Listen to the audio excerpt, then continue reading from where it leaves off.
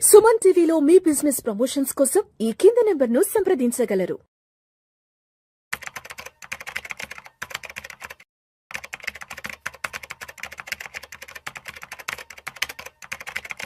Sir Giribabu గారు నమస్తే sir. నమస్తే అండి. గిరిబాబు గారు, అమెరికాలో ఉన్నటువంటి భారతీయ ఎన్ఆర్ఐలు దాదాపు ఒక 40% మంది తిరిగి మళ్ళా భారతదేశానికి వచ్చేద్దాం అనుకుంటున్నారు అమెరికా నుంచి.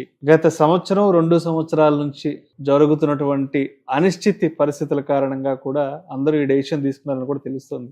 ఏంటి మరి ముఖ్యంగా అమెరికాలో ఉన్నటువంటి భారతీయ ఎన్ఆర్ఐలు అక్కడ ఎదుర్కొంటున్న ప్రధాన సమస్యలు ఏంటి? మరి ఆ సమస్యల కారణంగా ఎందుకు భారతదేశానికి తిరిగి వచ్చేద్దాం అనుకుంటున్నారు? అసలు యాక్చువల్గా డాలర్ డ్రీమ్స్ అనేది చాలా మంది భారతీయులకు ఉండే కళ. డాలర్ డ్రీమ్స్ మీరు ఒక 10 ఏళ్ల క్రితం చూస్తే మా అమ్మాయి పెళ్లి సంబంధం అమెరికా, అది మా సినిమా అమెరికాలో షూటింగ్ చేశారు, మా సినిమా మొత్తం షూటింగ్ అంతా అమెరికాలో అయింది, ఈ కథకి నేపథ్యం అమెరికా, సో మా పిల్లోడు అమెరికాలో చదువుకుంటున్నాడు అని చాలా గొప్పగా చెప్పేవాళ్ళు అందరూ. సో అమెరికా అంటేనే ఔన్నత్యానికి, ఒక అత్యుత్తమైన స్థానానికి ప్రతినిధి, కళల ప్రపంచానికి అదొక దిక్సూచి లాంటిది, ఒక ఇండియా రైల్ ఇంజన్ లాంటిది, అది ప్రపంచం మొత్తానికి ఒక డ్రైవింగ్ ఫోర్స్ లాంటిది. అది అలాంటి అమెరికా డాలర్ డ్రీమ్స్ ఇప్పుడు నెమ్మదిగా సన్నగిల్లిపోతున్నాయి. అసలు వెళ్ళడం అనుకునే వాళ్ళ సంగతి పక్కన పెడితే, వెళ్ళిన వాళ్ళు తిరిగి వద్దామని చాలా మంది ప్లాన్ చేస్తున్నారు. మొత్తం అమెరికా ఉండే జనాభాలో 1.5% భారతీయులు ఉంటారు. 1.5%.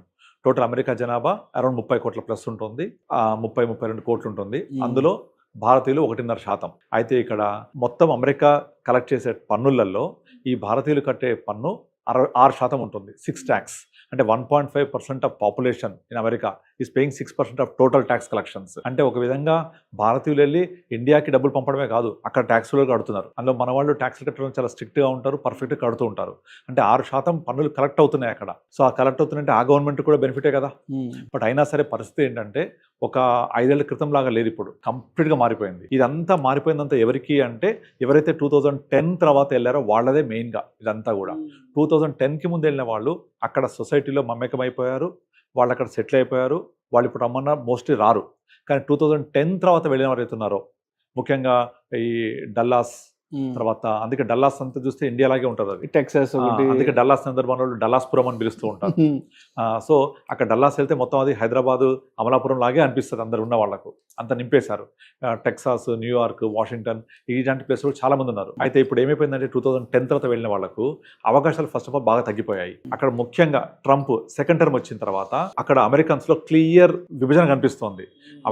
ట్రంప్ యొక్క మెయిన్ నినాదం ఏంటి? America is for Americans, make America great again. మనం 2 ఏళ్ల క్రితం మాట్లాడుకున్నాం. Exactly, make America great again. మన ఇక్కడ తెలంగాణ నీళ్లు నిధులు నియామకాలు ఎలాగైతే నినాదంతో తెలంగాణ ఉద్యమం నడిచిందో, ఇప్పుడు అలాంటి ఒక చిన్నప్పటి ఉద్యమం లాంటిదే చేశాడు ట్రంప్. ఎందుకంటే అమెరికా యొక్క ఆధిపత్యం సన్నగిల్లిపోతుంది, ఇక్కడికి వేరే వాళ్ళు వస్తున్నారు, వాళ్ళు రావద్దు అని ఒక పాయింట్ని లేవదీసి ఒక క్లియర్ డివిజన్ తీసుకొచ్చాడు అక్కడ ప్రజల్లో. అది ఫస్ట్, అన్నిటికంటే అసలైన కారణం అది. తర్వాత రెండోది, ముఖ్యంగా పెరిగిపోతున్న ఖర్చులు, విపరీతంగా పెరిగిపోతున్న ఖర్చులు. ఒక సర్వే ప్రకారం ఒక ఫ్యామిలీ, వైఫ్ అండ్ హస్బెండ్, ఒక చైల్డ్ని, అబ్బాయి కానీ అమ్మాయి కానీ చదివించాలి అంటే 18 ఇయర్స్ వరకు అయ్యే ఖర్చు 2.5 కోట్లు. 18 ఇయర్స్ వరకు అంటే అందులో ఓన్లీ +1 +2 వరకే ఉంటుంది అంతే. దాని తర్వాత ఇంకా కాస్ట్లీ అవుతుంది. బట్ ఇండియాలో అంత కాదు కదా, 2.5 కోట్లు కాదు కదా. మనము ప్రొఫెషనల్ ఎడ్యుకేషన్ కావాలని ఒక ఎన్ఆర్ఐ సీట్ కొనుక్కుంటే కూడా అంత కాదు, మేబీ కొద్ది మందికి ఉంటారు. కానీ అక్కడ అట్లా కాదు. సాధారణంగా ఎవరైనా ఒక అబ్బాయిని కదా అమ్మాయిని చదివించాలి అంటే 18 ఇయర్స్ వరకు వాళ్ళు పెట్టే ఖర్చు యావరేజ్గా 2.5 crores. ఇక ఇంటి అద్దెలు విపరీతంగా పెరిగిపోయాయి. అండ్ అన్నిటికన్నా ముఖ్యంగా అవకాశాలు తగ్గిపోతున్నాయి అక్కడ. ఇప్పుడు మన ఇక్కడ నుంచి వెళ్ళిన వాళ్ళకు, లోకల్గా వెళ్ళిన వాళ్ళకు అక్కడ వెళ్ళి రెస్టారెంట్లో పనిచేయడమో, లేకపోతే వేరే చోట పనిచేయడమో, పెట్రోల్ బంక్స్లో పనిచేయడం తప్ప ప్రొఫెషనల్ జాబ్స్ ఏవి రావట్లేదు. మీరు నమ్మడమోపోండి, నాకు ఆల్మోస్ట్ వీక్లీ ఒక 2-3 కాల్స్ వస్తూ ఉంటాయి, పర్టికులర్ యూఎస్, కెనడా నుంచి, ముఖ్యంగా యూఎస్ నుంచి. వాళ్ళందరూ వచ్చి స్టీరియోటైపిక్ లాగా అందరూ ఒకటే రిక్వైర్మెంట్ అడుగుతుంటారు. సార్ నా వయసు ఇప్పుడు 40 సంవత్సరాలు, యూఎస్లో ఉన్నాను, నేను ఒక 5 ఏళ్ల తర్వాత ఇండియాకి రావాలనుకుంటున్నాను, నాకు ఒక మంచి కార్పస్ క్రియేట్ చేయాలి, నాకు మంత్లీ ఇన్కమ్ ఒక 3-4 lakhs కావాలి, ఇక్కడ హైదరాబాద్ ఉండడానికి ఇల్లు కావాలి, ఇక్కడ ఇల్లు కావాలి, నాకు మంత్లీ 2-3 lakhs ఇన్కమ్ కావాలి, దీనికి ఎలా ప్లానింగ్ చేసుకోవాలి, ఇంకా నేను మాక్సిమం ఒక 4-5 years మించి ఉండలేను ఇక్కడ, ఆ 4-5 years కూడా ఉండనో తెలియదు, నాకు ఇదంతా ప్లానింగ్ అనేది ఇప్పుడు స్టార్ట్ చేస్తే చేయగలనా లేదా, ఎంత కాంట్రిబ్యూట్ చేయాలి, ఇదే అడుగుతుంటారు. అసలు 100% అసలు ఒక్కళ్ళు కూడా డిఫరెంట్గా మాట్లాడరు. అందరు కూడా యూఎస్ నుంచి కాల్ వచ్చింది అంటే వాళ్ళు మాట్లాడేది నేను 5 years తర్వాత ఇండియాకి వచ్చేస్తాను, లేదా 6 years తర్వాత, లేదా మీరు తొందరగా మాకు కార్పస్ క్రియేట్ చేస్తే ఇక తొందరగా కూడా వస్తాం మేము. సో ఇక్కడ నుంచి పోవడం పక్కన పెట్టి అక్కడ నుంచి రావడానికి ఇష్టపడుతుండ్రు. అండ్ బోల్డ్ మంది 2023-24 తర్వాత ఇండియాలో ఇక్కడ ఒక ఇల్లు తీసుకొని ఉండడానికి ప్లాన్ చేసుకొని ఒక ప్యాసివ్ ఇన్కమ్ పెట్టుకొని అక్కడంతా వైండప్ చేసే వాళ్ళు బోల్డ్ మంది లైన్ కడుతున్నారు. మీరు ఎవరైనా సరే యూఎస్లో ఉన్న వాళ్ళని అడిగితే అందరు ఇదే ఆన్సర్ చెప్తారు. సర్ప్రైజింగ్లీ లాస్ట్ 2 years మొత్తం మారిపోయింది సినారియో అంతా. అండ్ ఇంకొక ఇంపార్టెంట్ థింగ్ ఏంటంటే వాళ్ళకు గ్రీన్ కార్డ్ రావాలి అంటే ఇప్పుడు నడుస్తున్న షెడ్యూల్ 2010-11 నడుస్తుంది. ఇప్పుడు అంటే 2010-11-12 అప్లై చేసిన వాళ్ళకి ఇప్పుడు ఇస్తుంది 2026లో. 15-16 ఏళ్ల క్రితం అప్లై చేసుకున్న వాళ్ళు ఇప్పుడు ప్రాసెసింగ్ లో ఉన్నాయి చెప్పాలంటే. ఇక ఇప్పుడు అప్లై చేసుకున్న వాళ్ళకు అది 30 ఏళ్ళు పట్టుద్దా, 40 ఏళ్ళు పట్టుద్దా, 60 ఏళ్ళు పట్టుద్దా కూడా తెలియదు. అంత డిలే. అంటే ఈ గ్రీన్ కార్డ్ ఒక శిక్షలాగా అయిపోయింది వాళ్ళకు, జీవితకాల శిక్ష.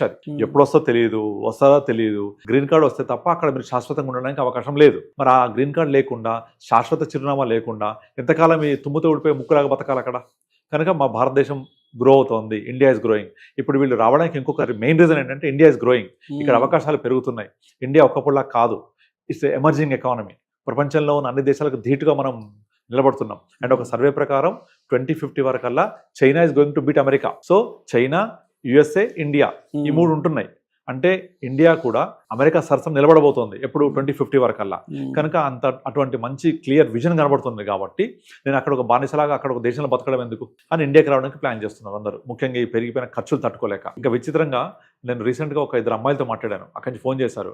వాళ్ళు జాబ్స్ లేక ఏం చేస్తున్నారు తెలుసా, ఇళ్లల్లో పని మనుషులాగా పనిచేస్తున్నారు. అయ్యో, నాకు వాళ్ళు చెప్తున్నారు, మేము వెళ్ళి ఇంట్లో గిన్నెలు కడగడము, ఇక్కడ హైదరాబాద్ మన ఇండియాలో ఉన్నప్పుడు తిన్న పళ్ళెం కూడా పక్కన పెట్టరు కదా, అక్కడికి వెళ్ళి పని వండి పెడుతుంటే తింటారు, కూర్చొని సోఫాలో కూర్చొని.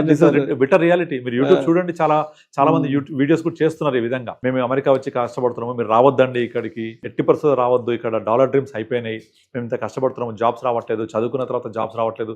ఇక చాలా మంది స్విగ్గీ, మనలాగే స్విగ్గీ, జొమాటో అక్కడ కూడా ఉంటాయి. సో అవి చేయడము, అవి చేస్తుంటే కూడా ఇప్పుడు గవర్నమెంట్ అక్కడ రెస్ట్రిక్షన్ పెడుతుంది తెలుసా. ఏంటంటే వాళ్ళకి అక్కడ ఒక అకౌంట్ ఉండాలి ఈ మనీ పడాలంటే. ఆ అకౌంట్ రావాలి అంటే రెస్ట్రిక్షన్స్ ఉంటాయి దానికి, అంత ఈజీ కాదు. రెస్టారెంట్ లో పనిచేసే వాళ్ళకు టైం రెస్ట్రిక్షన్స్, తర్వాత మళ్ళీ ఒక ఏరియాలో పనిచేయాలి అంటే ఆ ఏరియా లోకలైట్ అయి ఉండాలి. అక్కడ ఇన్ని రెస్ట్రిక్షన్స్ పెట్టి చాలా ఇబ్బందులు గురి చేస్తున్నారు. ఎందుకంటే మా ఉద్యోగాలు మాకే ఉండాలి, వేరే వాళ్ళు వచ్చి ఆక్యుపై చేయకూడదు. ఇలాంటి ఒక గీత లాంటి ఒక విభజన ఏర్పడింది సమాజంలో. సో దీనికి మన కూడా కారణమే. ఎట్లా చెప్పాలంటే నార్మల్ గా 2010, 11, 12 తర్వాత వెళ్ళే వాళ్ళందరూ కూడా మన వినాయక చవితి, మన దసరా ఇలాంటి పండుగలన్నీ బహిరంగంగా జరుపుకోవడం, రోడ్ల మీద ర్యాలీ చేయడము, సినిమా ర్యాలీలు చేయడము, పొలిటికల్ పార్టీస్. ఇక్కడ భారతదేశంలో ఎలక్షన్స్ అయితే ఆ రాజకీయ పార్టీలకు సంబంధించిన ర్యాలీలు చేయడము, అక్కడ ఫండింగ్ కలెక్ట్ చేయడము. ఇక సినిమా అయితే మన హైదరాబాద్లో ఎలా అయితే మొదటి రోజు హంగామా ఉంటుందో అలాంటి హంగామా. కొన్ని థియేటర్స్ లో సినిమా ఆపిన సందర్భాలు కూడా ఉన్నాయి, అంత హంగామా చేస్తారు, పేపర్లు జింజిపడేసి ఇవన్నీ కూడా వాళ్ళు నచ్చట్లేదు వాళ్ళకు. అంటే ఇప్పుడు మనము ఎక్కడి నుంచో ఇక్కడికి వచ్చి బతికితే, ఇప్పుడు మార్వాడి గోబ్యాక్ అని ఒక విధానం జరిగింది మన దగ్గర తెలంగాణలో. వాళ్ళని ఇండియన్సే వ్యాపారం తప్పు లేదు, అయినా మన వాళ్ళ అవకాశాలు పోతున్నాయని అలా అన్నారు. మరి మన దేశంలో ఉన్న వాళ్ళకి ఎట్లా అంటే దెన్ థింక్ అబౌట్ అమెరికా, వాళ్ళ సంస్కృతి మీద మనం పోయి దాడి చేసినట్టే కదా వాళ్ళు ఫీల్ అవుతుంటారు. మన యొక్క పండుగలన్నీ బహిరంగంగా జరుపుకుంటూ ఉంటే వాళ్ళ సొసైటీ, వాళ్ళ కల్చర్ అంతా వేరు. సో ఆ కల్చర్లోకి మనం చొచ్చుకుపోయినట్టుగా ఫీల్ అవుతుంటారు వాళ్ళు. సో ఆ విధంగానే ఆ ఒక సన్న గీత లాంటి ఒక విభజన ఏర్పడింది అక్కడ సొసైటీలో. సో దీనికి మనం కూడా కొంత కారణమే. కాకపోతే ఇప్పుడున్న పరిస్థితులు ఏంటంటే అక్కడ కంటిన్యూ అవ్వడానికి అంత ఫ్రూట్ఫుల్ అవకాశాలు కనిపించట్లేదు. ముఖ్యంగా అవకాశాలు అనేవి చాలా తగ్గిపోతున్నాయి. H1B వీసా తీసుకోవాలి అంటే $1 lakh పే చేయాలి, చాలా బర్డెన్ కంపెనీస్ కి. లాస్ట్ ఆగస్ట్ సెప్టెంబర్ లో వచ్చింది ప్రపోజల్. దాంతో 87% ఆఫ్ H1B వీసా అప్లికేషన్స్ కి ఎఫెక్ట్ అయిపోయింది. అది తగ్గిపోయాయి దాని యొక్క పర్సంటేజ్ ఆఫ్ అప్లికేషన్స్. అది రెన్యువల్స్ కి మాత్రము ఎగ్జామ్షన్ ఇచ్చిండు, కొత్త అప్లికేషన్స్ కి $1 lakh అంటే కట్టట్లేదు. సో ఎగ్జామ్ దాని యొక్క డిమాండ్ 87% పడిపోయింది. సో ఇవన్నీ కూడా కలగలిపి అమెరికా డాలర్ డ్రీమ్స్ ని కుదేలు చేస్తున్నాయి. అందుకే ఇండియాకి వచ్చేయడానికి అందరు చాలా మంది క్యూ కడుతున్నారు. వద్దు, నేను అక్కడ ఉండి ఇబ్బందులు పడే బదులు ఇండియాకి వచ్చి ఇక్కడ హ్యాపీగా ఎంతో కొంత జాబ్ చేసుకొని హ్యాపీగా బతుకుతా, నాకు అక్కడ హ్యాపీనెస్ లేదు, ఎప్పుడు ఉంటామో తెలియదు, ఎప్పుడు పోతామో తెలియదు, ఇది వద్దు మాకు అనేవాళ్ళు బాగా పెరిగిపోయారు. కనుక ఆ సర్వే ప్రకారం 40% మంది ఇండియాకి రావడానికి మొగ్గు చూపుతున్నారంటే అసలు అతిశయోక్తి కాదు. ఇంకెక్కువ మంది కూడా రావడానికి ట్రై చేస్తున్నారు ఇండియాకి present. Thank you sir, thank you so much Giribabu గారు.